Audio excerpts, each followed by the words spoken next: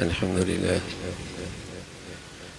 لله والصلاة والسلام على سيدنا محمد وعلى آله وأصحابه أجمعين. الحمد لله والصلاة والسلام على سيدنا محمد وعلى آله وأصحابه أجمعين. أما بعد فأعوذ بالله من الشيطان الرجيم. بسم الله الرحمن الرحيم.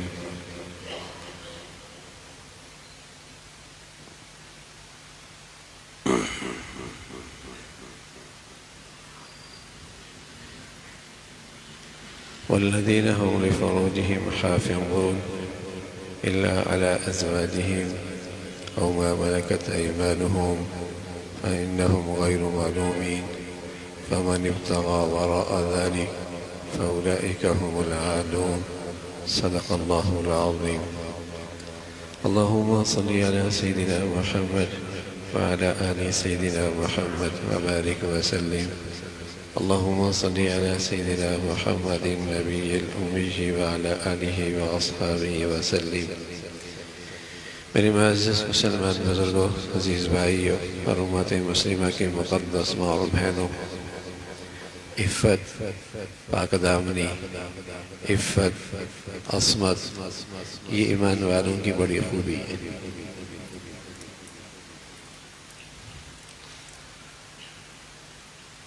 عفیف ہونا، پاک دامن ہونا، باحیا ہونا، یہ ایمان کا ایک جوہر ہے، جوہر، اور ایک مسلمان کی دینی زندگی کی ایک بڑا فریضہ بھی ہے، حسن بھی ہے، لیکن ساتھ ہی اللہ کریم نے انسانی فطرت میں، انسانی طبیعت میں جنسی جذبہ بھی رکھا ہے، جنسی خواہش بھی رکھی ہے، عام انسان میں بھی رکھی ہے، ولی میں بھی رکھی ہے، نبی میں بھی رکھی ہے، بڑے سے بڑے پیغمبر میں بھی رکھی ہے۔ یہ جنسی خواہش، جنسی جذبہ، یہ انسان کی فطرت میں اللہ نے رکھا ہے۔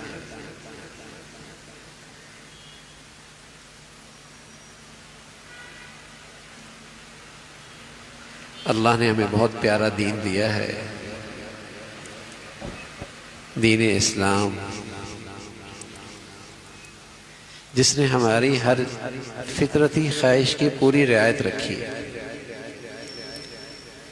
جس میں ہمارے لیے فطری جذبے کا پورا خیال رکھا گیا۔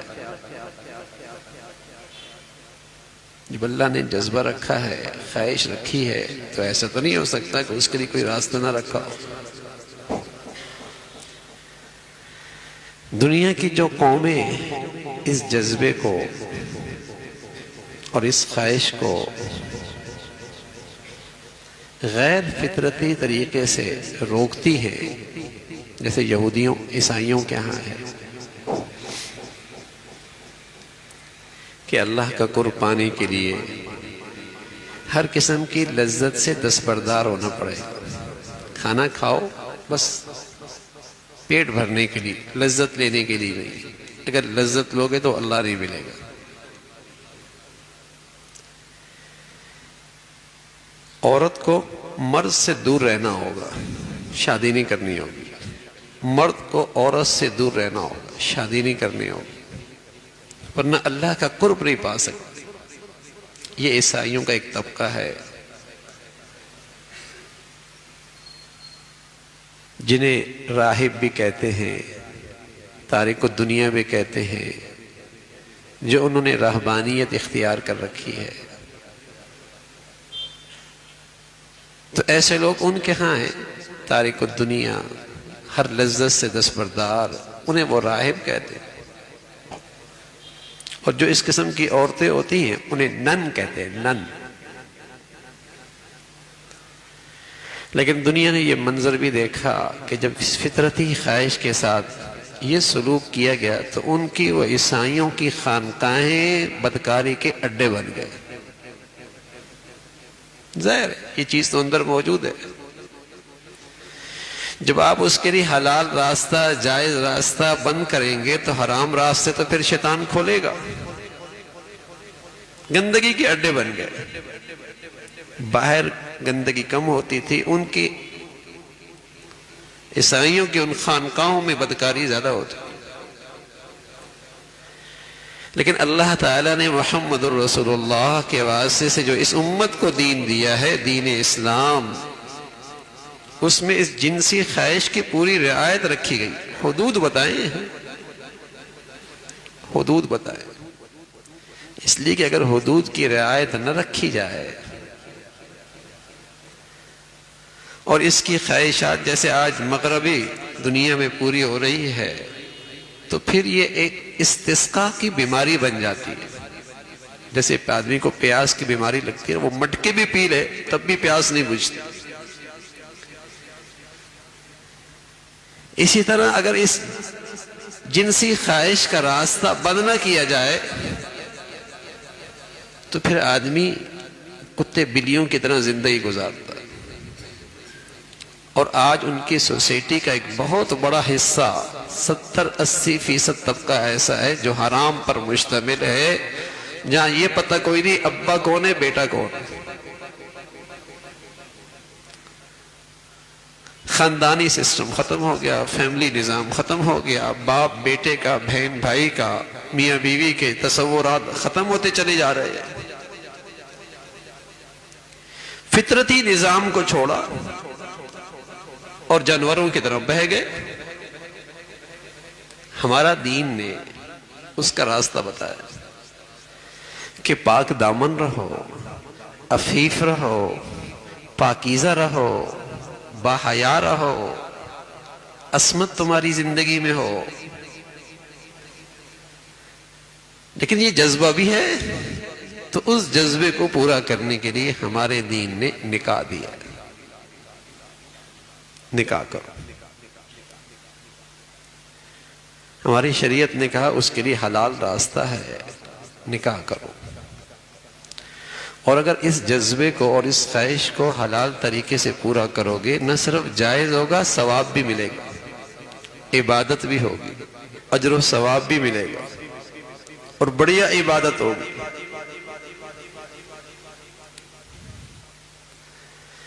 نماز پڑھتے ہیں، سلام پھیرتے ہیں، عبادت ختم ہو جاتی ہے. روزہ رکھتے ہیں، افطاری کرتے ہیں، روزے کی عبادت ختم ہو جاتی ہے. حج کرتے ہیں، احرام اتارتے ہیں، حج کی عبادت ختم ہو جاتی ہے. تلاوت شروع کرتے ہیں، زبان رکتی ہے، تلاوت کی عبادت ختم ہو جاتی ہے.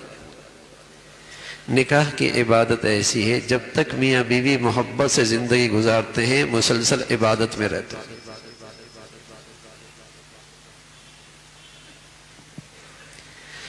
اب یہ فطرتی ضرورت ہے. اللہ نے یہ جذبہ ہر آدمی میں رکھا ہے، عورت میں، مرد میں رکھا ہے. معاشی حالات ہر ایک کے مختلف ہیں، تو شریعت نے اس کے پر کوئی شرائط نہیں لگایا، اس کو مشکل نہیں بنایا، اسے بوجھل نہیں بنایا، اسے مشکل نہیں بنایا، بوجھل نہیں بنایا، اس کے راستے میں رکاوٹیں نہیں کھڑی کی. اس عبادت کو انتہائی آسان رکھا. اتنا آسان رکھا، مسجد میں آنا بھی ضروری نہیں.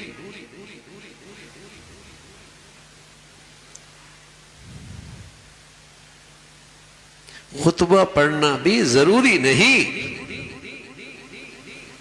چند آدمی موجود ہیں، بچی موجود ہے، بچہ موجود ہے، 2 گواہ موجود ہیں، اس مجلس میں نکاح ہو جائے گا. بتائیے کتنا آسان.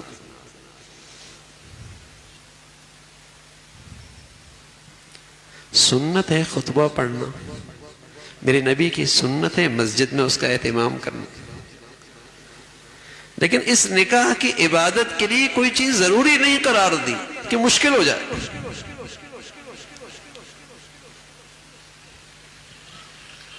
آسان کر دیا. فطرتی ضرورت ہے. اور اب ہم نے اس آسان کو کتنا مشکل کر دیا.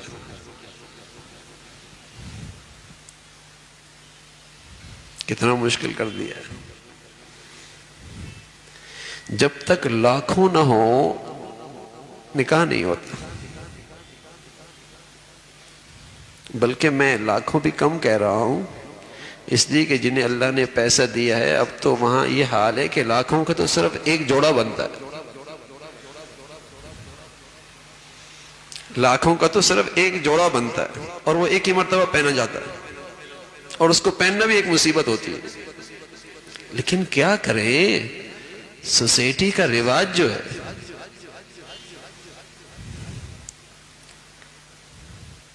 لوگوں کو بھی تو بتانا ہے، دنیا کو بھی تو دکھانا ہے.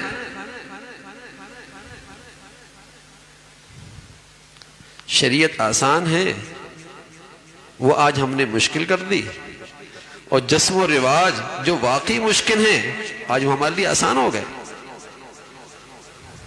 کتنا مشکل کر دیا. منگنی ہے اور اس کی تقریبات ہیں، اور پھر مہندی کی تقریبات ہیں، اور پھر نہ جانے کن کن کی تقریبات ہیں، اور پھر جب تک شامیانے نہ لگے اور جب تک ہال بک نہ ہو اور جب تک کہ ہزاروں آدمی شریک نہ ہو اس وقت تک اس کا نکاح ہی نہیں ہوتا.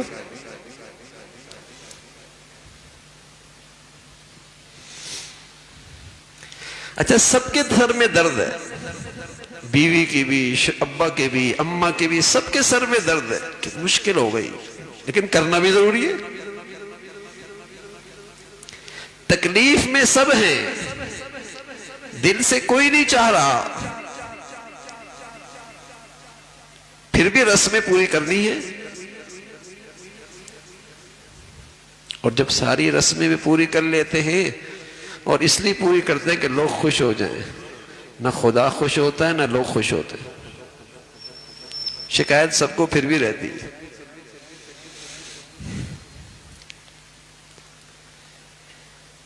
آسان چیز تھی اور یہ فطرتی ضرورت ہے. ہم عرض کیا کرتے ہیں، بڑی خوشی کی بات ہوتی ہے، لوگ کہتے ہیں ہم ہر سال عمرہ کرتے ہیں، اور بلکہ ہر مہینے میں کرتے ہیں، اور بعض تو کہتے ہیں الحمدللہ ہر مہینے ہر سال اعتکاف مدینہ میں ہوتا ہے، آخری عشرہ وہیں گزرتا ہے، الحمدللہ. لیکن کیا ہی اچھا ہو کہ جنہوں اللہ مال دے دے وہ یہ بھی روایت شروع کر دیں کہ اللہ نے اتنی دولت دی لیکن بچے اور بچی کی شادی سنت کے مطابق کی ہے. یہ بھی رواج دے دے نا ذرا. یہ مشکل ہے. یہ بھی تو بڑھیا عبادت ہے بھائی، اسے بھی تو آسان کر دیں تاکہ دوسروں کو بھی تو حوصلہ ملے، ہمت بڑھے کہ جب یہ صاحب حیثیت آدمی ایسا کر سکتا ہے تو ہم کیوں نہیں کر سکتے.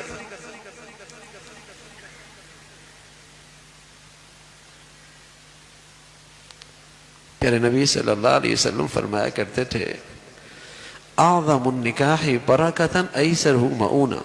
اس نکاح میں بڑی برکت ہے جس میں لڑکے اور لڑکی والوں پر بوجھ کم ہو، ہلکی پھلکی شادی. اب تو مہینوں پہلے تقریبات شروع ہوتی، بلکہ اگر منگنی شروع کر دو تو سال بھر ہی چلتا رہتا.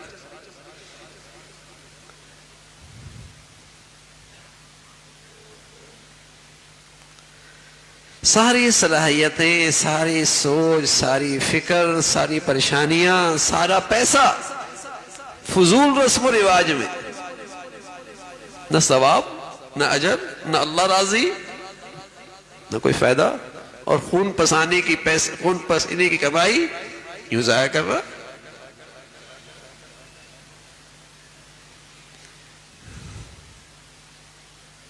آسان چیز تھی. جب ہم حلال مشکل کر دیں گے تو پھر حرام سستا ہو جائے گا. یہ فطرتی جذبہ تو ہے نا، یہ جنسی خواہش تو ہر ایک میں ہے.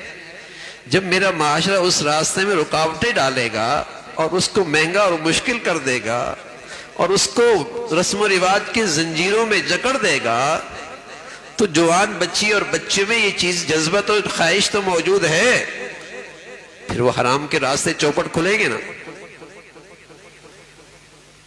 پھر حلال جو مہنگا کر دیا ہمارے معاشرے نے،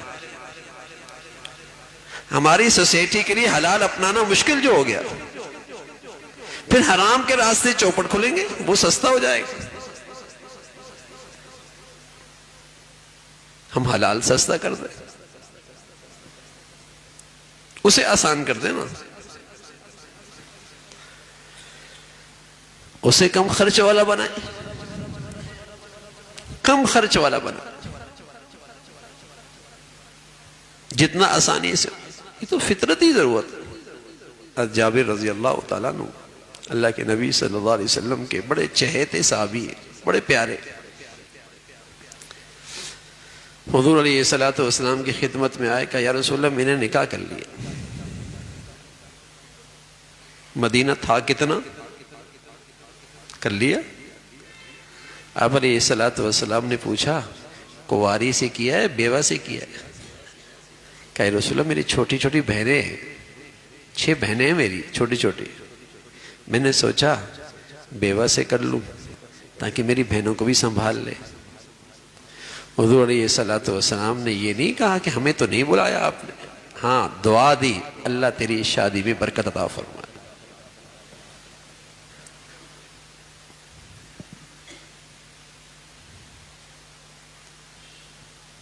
بڑے صاحب حیثیت صحابی، بڑے صاحب حیثیت صحابی عبدالرحمن بن عوف رضی اللہ نے بڑی دولت دی تھی، دولت بھی دی تھی اور عقل اور سمجھ بھی دی تھی. ایک مرتبہ اشرفیوں کا ڈھیر لگ گیا اور ایک پیمانہ منگوایا اور اس پیمانے کے ذریعے فرمایا فرست لاؤ حضور کے ساتھ بدر میں کون کون شریک تھے، پھر فرمایا حدیبیہ میں کون کون شریک تھے، اور اس پیمانے سے اشرفیہ بھر بھر کے سب کے گھروں میں پہنچا دی. ساری اشرفیہ ختم ہو گئی. دولت بھی تھی دی، اللہ نے سمجھ بھی بڑی دی تھی. لیکن جب شادی کی بات آئی تو ایک دن حضور علیہ السلام کی خدمت میں آئے تو زرد رنگ کا نشان پڑا ہوا تھا کپڑوں پہ. کہا عبدالرحمن یہ کیا؟ کہ اللہ کے رسول شادی کی ہے، خوشبو لگائی تھی، یہ اس کا نشان ہے. اللہ اکبر. اتنا صاحب حیثیت. اللہ سمجھ دے دے نا اور پیسہ دے دے اور عقل بھی بڑھیا دے دے اور بصیرت بھی دے دے کہ پیسہ خرچ کرنے کی جگہ کون سی ہے بھائی؟ کہاں پیسہ خرچ کرنا چاہیے؟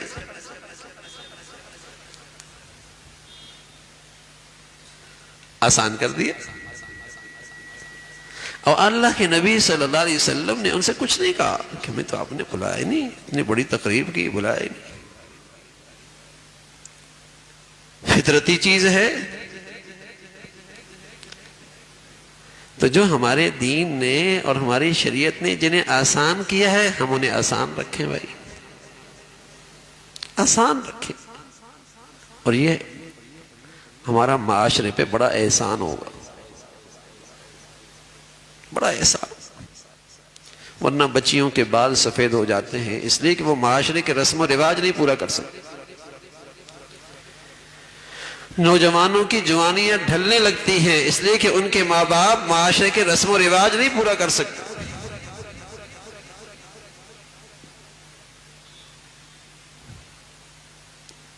اور جو کرنے پہ آتے ہیں استعداد نہیں ہے، وہ زکوٰۃ لے کر رسم و رواج پورے کر رہے ہوتے ہیں. رواج پورے کرنے چاہے زکوٰۃ لے کے کریں.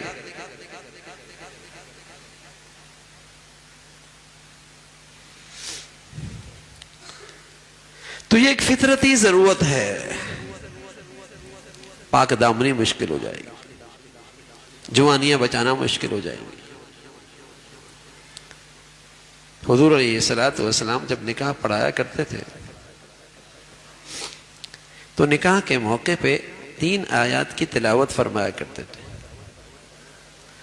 اور 3 آیات میں ایک بات 4 مرتبہ فرماتے تھے، اور وہ بات یہ ہوتی تھی اللہ سے ڈرنا، اللہ سے ڈرنا، اللہ سے ڈرنا، اللہ سے ڈرنا.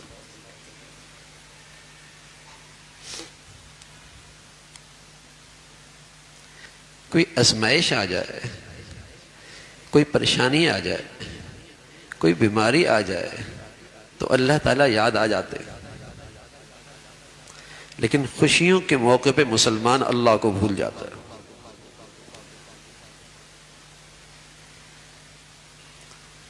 شادیوں اور خوشیوں کے موقع پہ سب کی منت کر کے بلایا جاتا ہے، سب کو راضی کر کے شادی میں خوشی میں لایا جاتا ہے، لیکن اگر ناراض کیا جاتا ہے تو اللہ اور اللہ کے رسول کو۔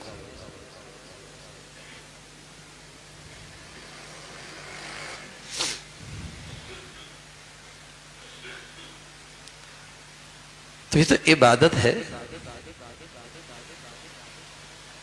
عبادت میں تو گناہ نہیں ہوتے۔ کوئی طواف کر رہا ہو اور موسیقی بھی سن رہا ہو تو بتائیے وہ عبادت رہے گی؟ کوئی آدمی نماز پڑھ رہا ہو اور موسیقی بھی سن رہا ہو، بتائیے عبادت رہے گی؟ کوئی آدمی نے روزہ رکھا ہو اور ناچ بھی رہا ہو، بتائیے عبادت رہے گی؟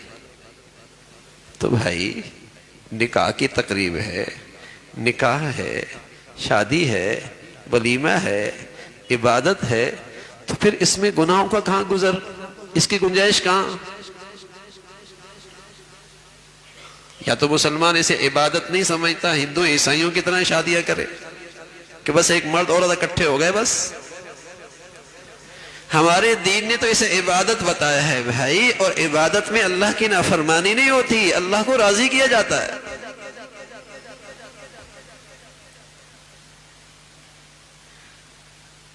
اللہ تعالیٰ کو راضی کیا جاتا ہے، اور اس کی پھر برکتیں،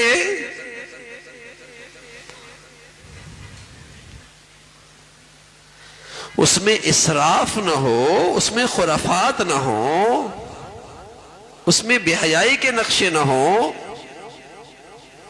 شادی ہو لیکن اللہ سے تو ڈرے۔ تو خاص طور پہ اللہ کے نبی صلی اللہ علیہ وسلم اس موقع پہ جن آیات کی تلاوت کرتے تھے، پیغام یہ ہوتا تھا، اللہ سے ڈرو، اللہ سے ڈرو، اللہ سے ڈرو، اللہ سے ڈرو۔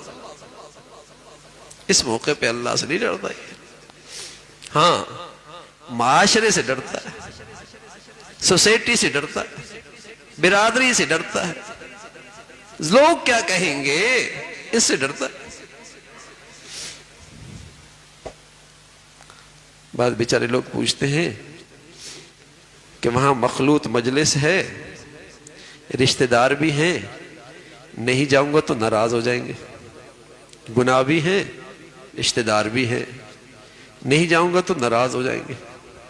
تو ہم ان سے کہتے ہیں انہیں کیوں لحاظ نہیں ہے آپ کا کہ اگر گناہوں کی مجلس بناؤں گا تو میرے رشتہ دار نہیں آئیں گے، ناراض ہو جائیں گے، تمہیں ان کی ناراضگی کا ڈر ہے، انہیں تمہاری ناراضگی کا ڈر کیوں نہیں ہے؟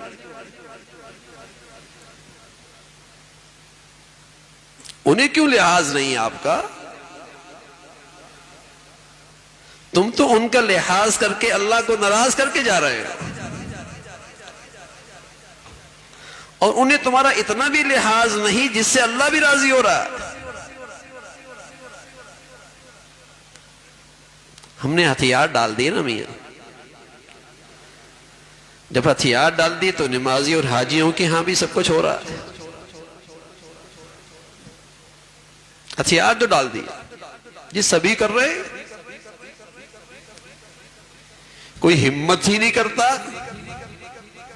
کہ بھائی یہ کون سی شادی ہے جس میں اللہ کو ناراض کیا جا رہا ہو، یہ تو عبادت ہے، اس پہ تو اللہ کے نبی صلی اللہ علیہ وسلم نے اجر و ثواب کا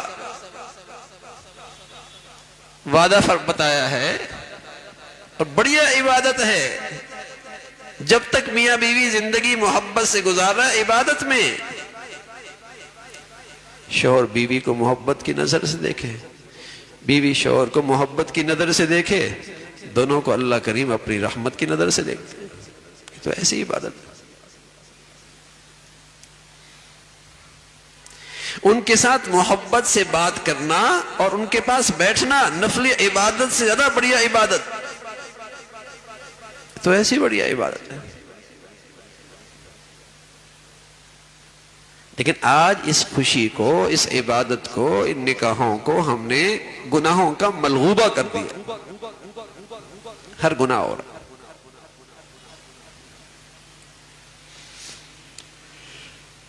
عبادت آسان بھی تھی اور کم خرچ بھی تھی، اللہ بھی راضی تھا، اللہ بھی راضی. تو اس عبادت کو آسان رکھیں، آسان رکھیں، اور اس میں اللہ سے، اللہ کا لحاظ رکھیں. سب کی زندگی میں آ رہا ہے. ابھی خوشیوں کا، شادیوں کا موسم ہے. کسی کے اپنے ہاں شادیاں ہوتی ہے، کسی کو شادیوں میں جانا پڑتا ہے.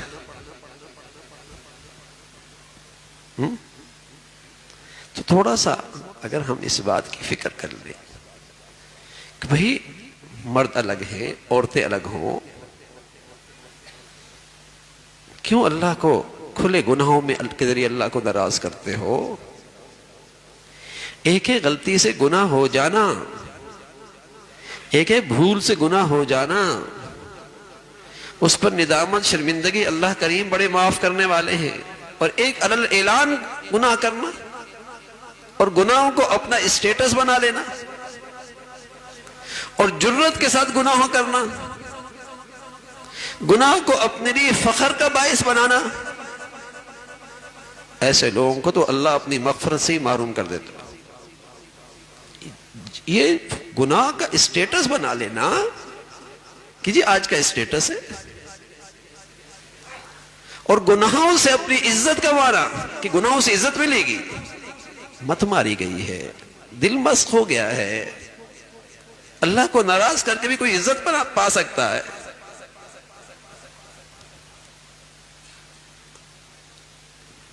تو ہم الحمدللہ مسلمان ہیں. ہماری زندگی کا مقصد اپنے اللہ کو راضی کرنا ہے، اللہ تعالیٰ کو راضی کرنا ہے. تو ان خوشیوں کے اندر بھی اپنے اللہ کو راضی رکھیں، ان خوشیوں میں بھی اپنے نبی کے طور طریقے زندہ کریں. یہ عبادت ہے. نماز پڑھنے کا نام صرف عبادت نہیں، روزہ حج کا نام صرف عبادت نہیں بھائی. یہ ہمارا معاشرت میں بھی تو دین زندہ کرنا ہمارا فریضہ ہے. یہ تو نہیں کہ مسلمان مسجد میں مسلمان اور شادیوں میں غیروں کے طریقے، ہندوؤں کے، عیسائیوں کے. پتہ ہی نہیں لگتا یہ ہندو کی شادی ہے، مسلمان کی شادی ہے، کوئی فرق نہیں لگتا. تو اسے عبادت کے انداز میں کرنا چاہیے، پھر اس کی برکتیں آتی ہیں.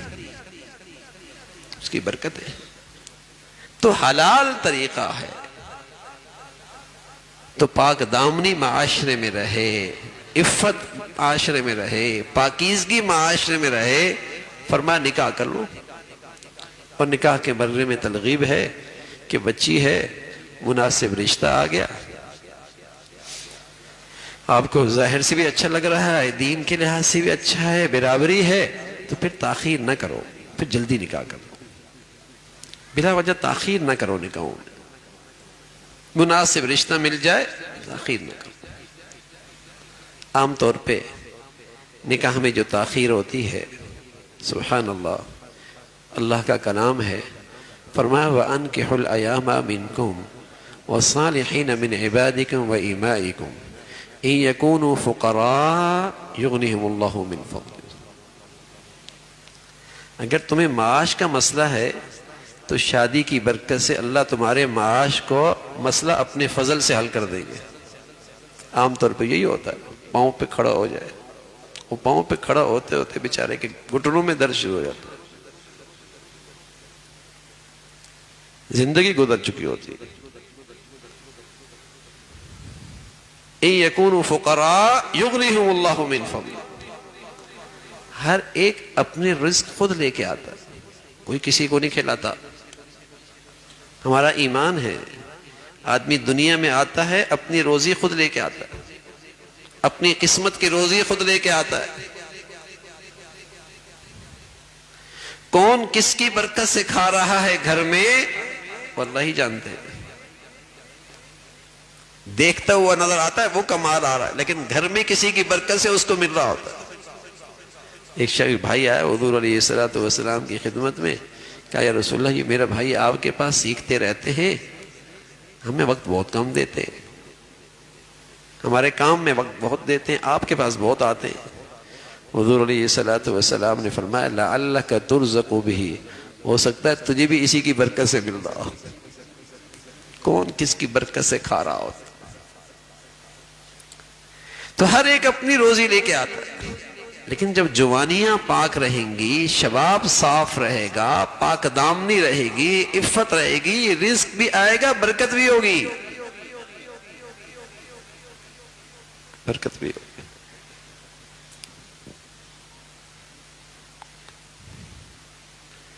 لیکن معاشرے کا ایک اسٹیٹس بن گیا ہے جس کی وجہ سے تاخیر اور وقت گزر جاتا ہے، پھر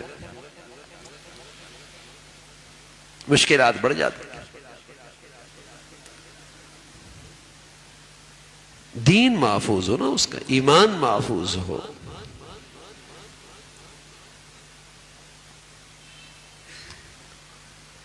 تو اللہ تعالیٰ نے ہمیں ایسا خوبصورت دین دیا میرے عزیزو، جس میں ہماری جذبات کی اور ہماری خواہشات کی رعایت رکھی گئی، اور اس کے لیے حلال راستے بتائے ہیں، اس کے لیے احکامات دیے ہیں، اور اس میں آسانیاں رکھی ہیں۔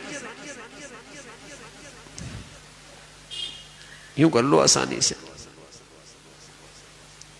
خواہش بھی پوری۔ ایک صحابی کہنے لگے یا رسول اللہ ہمارا جو بھی اہلیہ سے زوجیت کا تعلق ہوتا ہے اس میں تو ہمیں لذت ملتی ہے، اس پر بھی ثواب ملے گا۔ پیارے رسول صلی اللہ علیہ وسلم نے فرمایا یہی لذت اگر تم حلال کے بجائے حرام میں کرتے تو اللہ ناراض ہوتا نہیں ہوتا؟ گناہ ہوتا نہیں ہوتا؟ کہا ہوتا۔ تو فرمایا جب تم گناہ سے بچ گئے، حرام سے بچ گئے، یہی لذت حلال طریقے سے لے رہے ہو تو اللہ اس پہ تمہیں ثواب دے گا۔ اللہ کریم اسی لذت پہ تمہیں ثواب دے گا، اس پر اجر ہے۔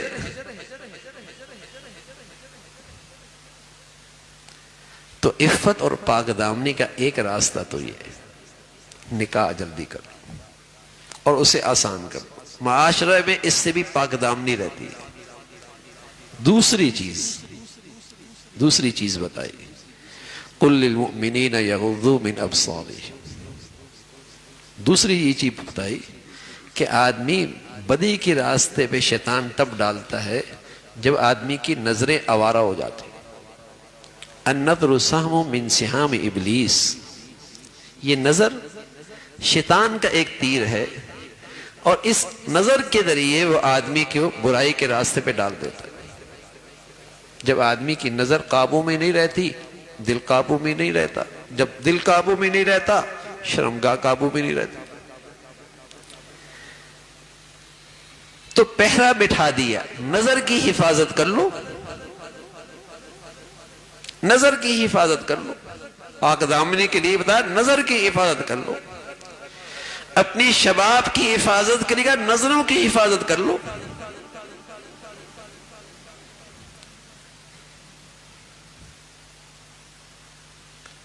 اب اس گناہ سے بچنا مشکل ہو گیا تو پھر دل صاف بھی کوئی نہیں ہے، اب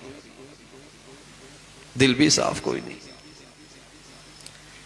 یہ نظر ہی آدمی کے دل میں فاسد خیالات ڈالتی ہے، برے خیالات لے کے آتی ہے، اور ایک وقت کے بعد پھر آدمی برائی کی طرف قدم اٹھاتا۔ اس لیے ہماری شریعت نے پہرا بٹھا دیا، نظریں بچا لو نا، شیطان کی اس تیر سے بچ جاؤ، نظر بچا لو، نظروں کی حفاظت کرو۔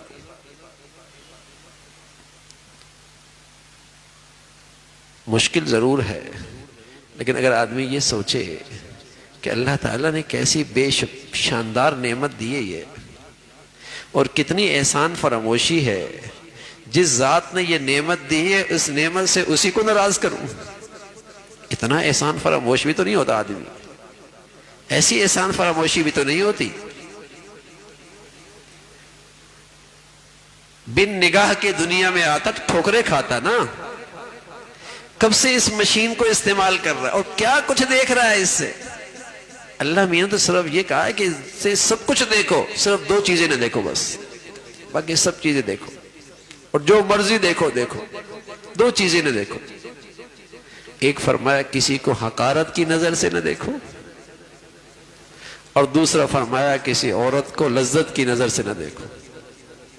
پہاڑ دیکھو، سمندر دیکھو، دریا دیکھو، بچی کو دیکھو، پیاروں کو دیکھو، محبت سے دیکھو، پیار سے دیکھو، اپنوں کو دیکھو، اللہ کے قدرت کے نقشے دیکھو، ایسی بڑی نعمت۔ ہاں دو چیزوں سے احتیاط کرو، کسی پہ نظر حقارت نہ ڈالو، کسی کو حقیر نہ دیکھو، کسی کو حقیر نہ دیکھو، اور دوسرا فرمایا کسی غیر محرم کو لذت کی نظر سے نہ دیکھو۔ اب ایسی مشینری دی اور اتنی آسانیاں پیدا کی، دو چیزوں سے منع کیا، تو یہ کیسی بندگی ہے بھائی؟ یہ کیسی بندگی ہے کہ اتنی بڑی نعمت اور اللہ کا اتنا بڑا کرم کہ اتنی بڑی نعمت دی ہے۔ اماں کے پیٹ میں میرا اور آپ کو تو اختیار نہیں تھا نا بھائی۔ کتنے ہیں جو بن بنائی کے آتے ہیں، کتنے ہیں بن آنکھ کے آتے ہیں۔ زندگی بھر حسرت رہ جاتی ہے کہ اماں ابا کو اپنی آنکھوں سے کیسے دیکھتا، اور اسی حسرت کے ساتھ دنیا سے چلے جاتے ہیں۔ اللہ حفاظت فرمائے، آنکھوں کی بنائی ہو اور پھر چلی جائے تو دنیا اندھیرا ہو جاتا ہے، دنیا اس کی نظر میں سارا اندھیرا دے رکھی ہے نا اللہ نے۔ تو اس نعمت کا بھی تو حق ہے، اس کا بھی تو کوئی حق ہے، اس میں اللہ کا حکم پورا کرو، اور اس کی خاطر اس کی حفاظت کرو۔ نظروں کی حفاظت، نظروں کی حفاظت، یقین جانے بد نظری کی نحوست ہے۔ جو تھوڑی بہت عبادت ہو بھی رہی ہوتی ہے نا، اس کے اندر بھی نور نہیں ہوتا، اس کے اندر بھی حلاوت نہیں ہوتی، اس کے اندر بھی جان نہیں ہوتی، اس میں بھی روح نہیں ہوتی۔ یہ ایسا منحوس گناہ ہے، نہ چہرے کی رونق باقی رہتی ہے، نہ عبادت کی رونق باقی رہتی ہے، نہ چہرے کی رونق باقی رہتی ہے، نہ باطن کی رونق باقی رہتی ہے۔ چہرہ بھی بے نور، چہرہ بھی بے رونق، اور باطن بھی سیاہ، باطن بھی سیاہ۔ اس لیے اللہ کے نبی صلی اللہ علیہ وسلم فرمایا کرتے تھے النظر مسموم، النظر سہم مسموم من سہام ابلیس۔ زہر آلودہ تیر ہے شیطان کا، زہر آلودہ، جیسے زہر آلودہ تیر سے آدمی کی جان چلی جاتی ہے، ایسی اس بد نظری سے آدمی روحانی طور پہ اس پر موت واقع ہو جاتی ہے۔ تو ہمارے دین نے تو ہمارے لیے پہرے بٹھا دیے بھائی کہ پاک دامن رہو، کسی گندگی میں نہ پڑو، تمہارے دل کسی گندے خیالات میں مبتلا نہ ہو۔ پہرے بٹھا دیے ہماری شریعت نے، نظر بچا لو۔ اور سبحان اللہ، یہ آنکھوں کی پلکیں ٹھیک ہو نا، تو اگر کوئی نقصان دہ چیز اس کے قریب آتی تو آنکھیں خود جھک جاتی ہیں، پلکیں خود جھک جاتی ہیں۔ اللہ نے اس کے اندر اسپرنگ بنائے، اگر کوئی نقصان دہ چیز اس کے قریب کریں گے تو اس کی پلکیں خود جھک جائیں گی۔ ایسا ہی ہے۔ ہاں بھائی، جب ایمان بھی ٹھیک ہو نا، اور روحانی طور پر بھی اس کے اسپرنگ ٹھیک ہوں، تو بد نظری کے موقع پہ یہ خود بھی جھک جایا کرتی، لیکن یہ ڈھیلے ہو گئے، خراب ہو گئے، اب یہ نہیں جھکتے۔ ورنہ اللہ نے بنایا ہی ایسا ہے کہ نقصان دہ چیز کے موقع پہ یہ جھک جاتے ہیں، چاہے ظاہری نقصان ہو، چاہے ایمان اور روحانیت کے لحاظ سے نقصان ہو، جھک جایا کرتے ہیں۔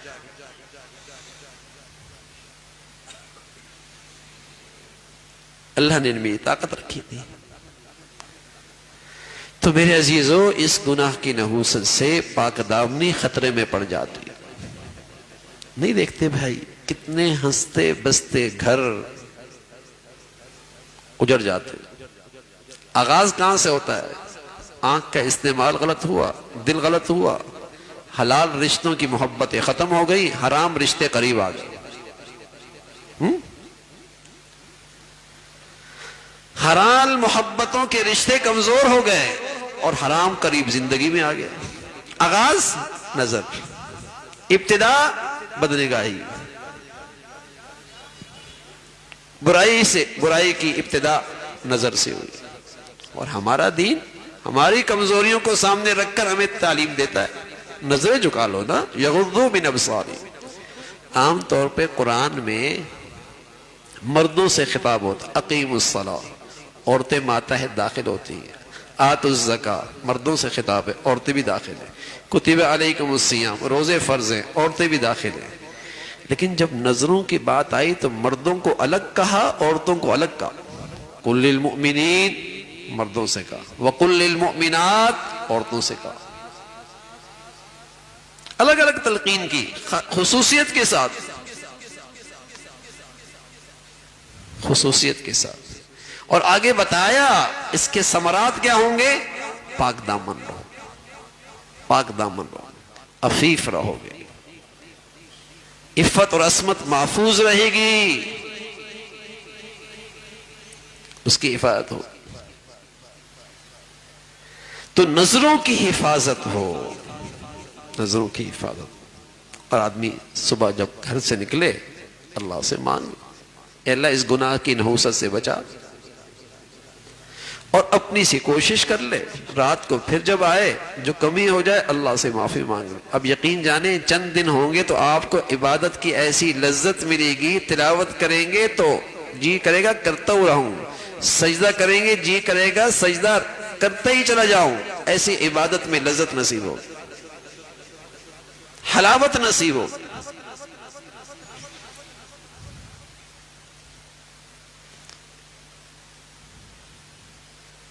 تو اس حکم کو پورا کریں، رشتے حلال